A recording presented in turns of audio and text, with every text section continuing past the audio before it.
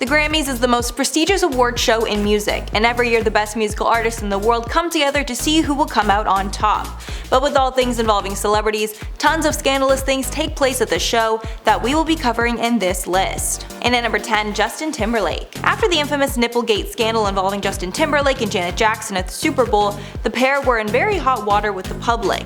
The Grammys took place shortly after the Super Bowl, and in order for Justin Timberlake to attend the Grammys, he was told he had to make a public apology for the incident at the 2004 show. So when he was announced as the winner for Best Pop Performance for his single Cry Me a River, he came up and delivered his acceptance speech, along with including this apology.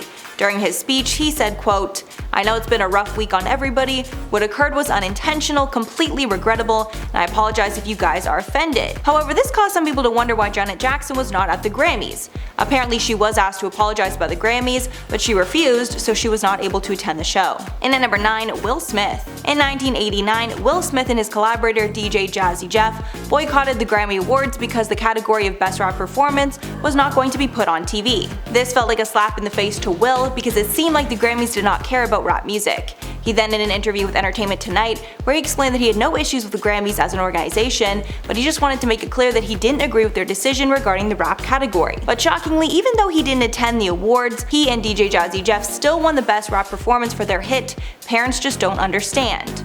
After Will Smith took a stand in that way, plenty of other artists have publicly boycotted the awards over policies the singers do not agree with. And at number 8, Milli Vanilli. Music duo Milli Vanilli took the world by storm in 1990 when their song Girl You Know It's True topped the charts globally. Their catchy song made them an instant hit, and the pair even won a Grammy Award for Best New Artist, thanks to the hit song. But 8 months later is when the scandal would start. While the pair were performing on stage at a different event, their track skipped, and it was revealed that the pair were lip-syncing. But that was not all. Apparently the men didn't even sing the songs in the first place. Someone else sang their music, and these men were just hired to be the face of the brand, dancing and performing the music on stage. After the scandal was exposed, the Grammys took the award away from Milli Vanilli.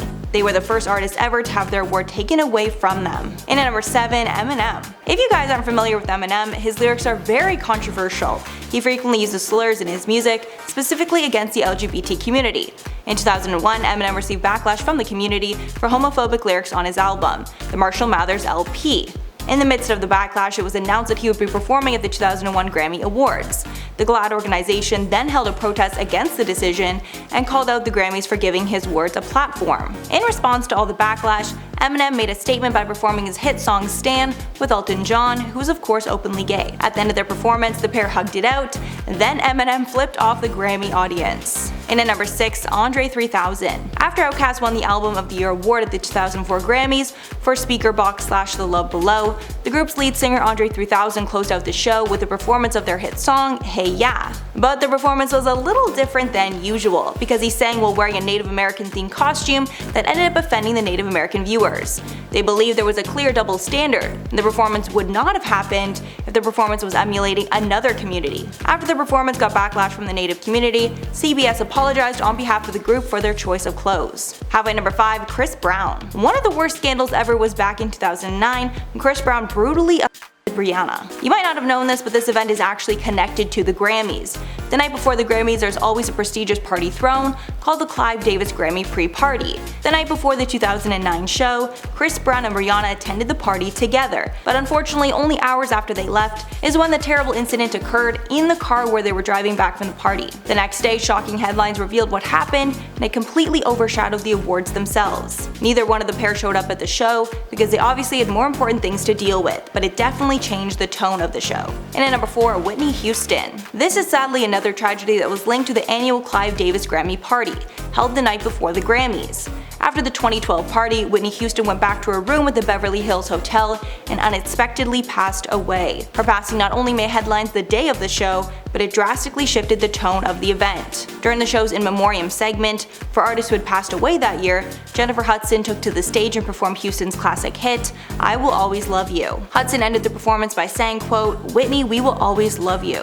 And at number 3, Macklemore. 2014 was the breakout year for two major artists, Kendrick Lamar and Macklemore and Ryan Lewis, but only one took the top spot at the 2014 Grammys. Shockingly, Kendrick Lamar took home 0 awards, while Macklemore essentially swept the show, taking home the trophies for Best New Artist and Best Rap Album. Fans online were shocked over Macklemore's win and immediately started pushing that Kendrick deserved the award instead. The backlash against his win got so bad that apparently Macklemore texted Kendrick after the award show and admitted that he deserved the award more than him. The text read, quote, "I wanted you to win. You should have." And at number 2, Wu-Tang Clan's Interruption. Before Kanye West was known for the worst acceptance speech Interruption, the Wu-Tang Clan actually had that title after they interrupted Sean Colvin at the 1998 awards. After the winners were announced, Sean Colvin took home the award for her song, Sunny Came Home. But not before Wu-Tang Clan's ODB came on stage first, grabbed the mic and started ranting. Everyone just kinda stood by and watched because nobody knew what to do. He came on stage and said he bought an expensive outfit because he thought the group was going to win the award. But the craziest part is that the Wu-Tang Clan was not even nominated for the award that year. Colvin then tried to give her speech, but admitted that she was pretty confused when she came onto the stage. And finally at number 1, Taylor Swift. So the infamous Kanye mic stealing incident did not happen at the Grammys, it happened at the VMAs. But the tension between the pair was definitely felt during the 2016 Grammys. That year was particularly rough for Taylor.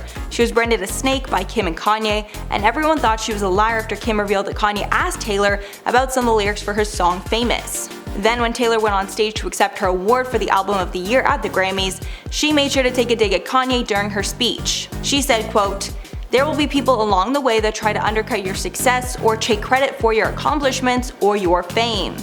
Clearly referencing the line in Kanye's song where he raps that he made Taylor famous.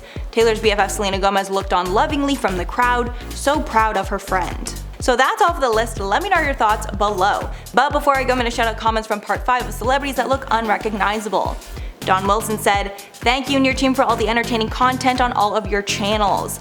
Thank you so much, and we also do have new channels coming all the time, so make sure to always check out our suggested channels, because we always have a bunch of new ones. Then Felicia said, "I remember the Drew interview, I was so young, dear God, lol, wow." Yeah, wow, I mean that was, what, probably like 20-30 years ago, I don't even know, but she was so cute, so I mean, good thing to remember. Then Daryl Johnson said, "Ooh, Addison Rae looks way younger without makeup, she is very pretty to boot. I love her, I think she's so pretty and so cute." And it's crazy people think she looks so much older. I mean, I guess people do look older with makeup, so it's not like she looks crazy old either. She's not like Kylie Jenner or something. Then Tamara Collins said, "Madonna looks like Pete Burns." I mean, to be honest, she kinda does. She's looking very like worrisome. Like her pictures, she looks like so flawless. It's like something's just not right there. Alright guys, that's all for the video. I've been your host Mackenzie Smith, and we'll catch you in the next one.